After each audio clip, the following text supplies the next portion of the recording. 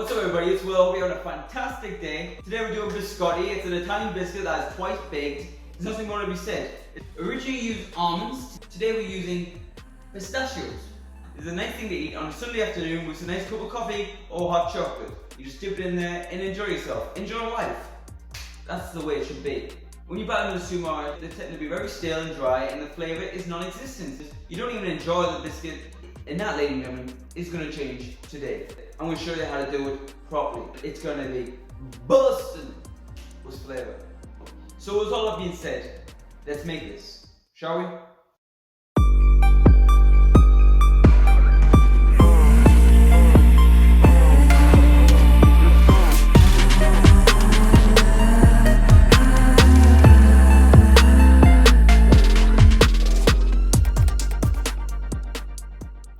Alright, let's kick things off by making a nut praline paste. If you're thinking what the hell is a praline paste, well, hold your horses, I'll tell you.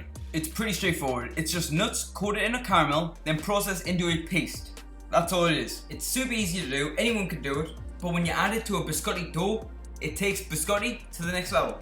The flavour and the texture of the biscotti will improve. So to start with, you need a saucepan with pretty tall sides, because when you come to mixing your nuts in, you just don't want your nuts flying all over the place. Or even worse, you burn yourself. So sprinkle in 15 grams of caster sugar and place over a low heat, and cook until it reaches a nice golden brown amber colour. This will take about 5 to 8 minutes. But do me a favour and keep a close eye on it so then it doesn't burn, because that would not be ideal. And then remove from the heat and add in 30 grams of deshelled pistachio nuts and mix until thoroughly combined and all the caramel is nicely coated in the pistachios, just like this. And then tip it out into a tray lined with some non-stick parchment paper and allow it to cool down at room temperature. Then snap it into small little pieces and add it to your fruit processor whilst it's running. And yes, whilst it's running, and process for about 10 minutes or so. This is going to take time, you need to be patient, and blend until it forms a nice smooth paste, giving a mix every so often to make sure it blends evenly. Once the nuts are nicely blended and they're starting to turn to a paste, start pouring in half a teaspoon to a teaspoon of a neutral tasting oil of your choosing, like rapeseed or vegetable oil for example. And now continue blending until it turns into a nice paste, and it should look something like this. It will take about 5 minutes or so.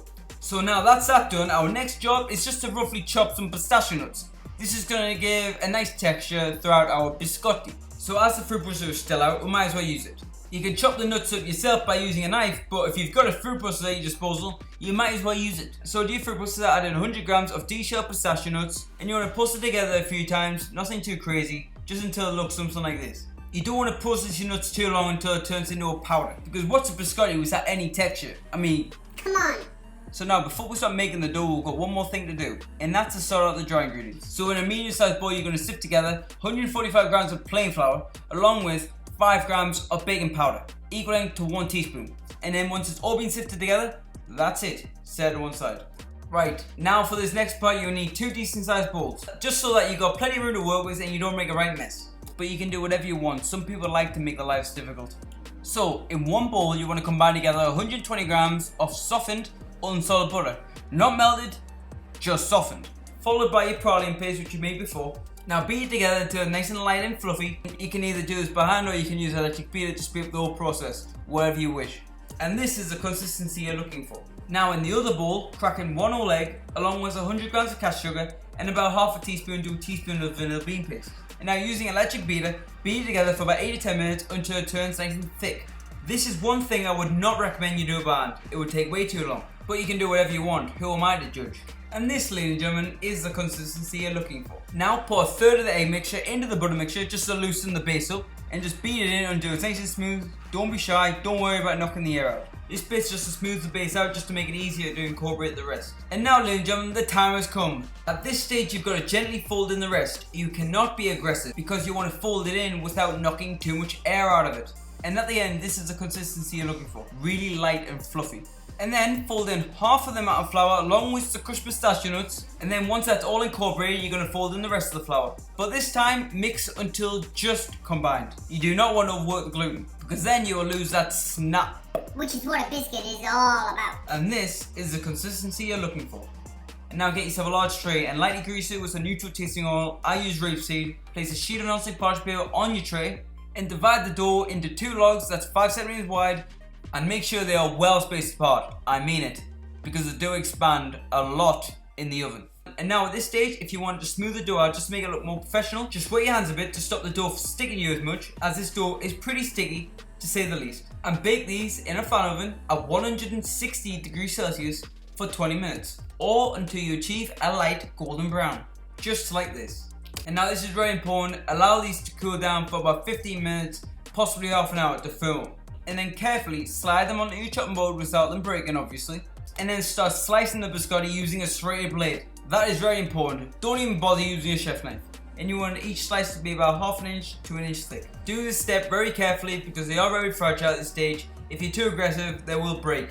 And then carefully place them on another tray lined with some non-stick parchment paper, the inside facing upwards. And now, ladies and gentlemen, you want to make sure your oven has been lowered to 140 degrees Celsius, and you want to bake these again, yes again, for another 20 minutes, or until the tops have dried out and they're firm to the touch.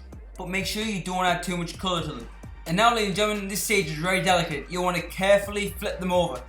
Just take your time, don't rush it. If you try to rush it, they will break up. So don't let that happen, and be gentle. And place these back in the oven at 140 degrees Celsius for another 20 minutes. And then remove from the oven and allow them to cool down on the tray for about 10 to 15 minutes. And then if you wish, place them on a wire rack to cool the rest of the way. And that's it. That's how you make homemade biscotti. I've got to be honest, making biscotti at home completely from scratch is a bit time consuming, but in my opinion, it is totally worth it. These, in my opinion, are one of the easiest, most tastiest biscuits around. And guess what? Anyone can make them. And yes, I'm talking to you.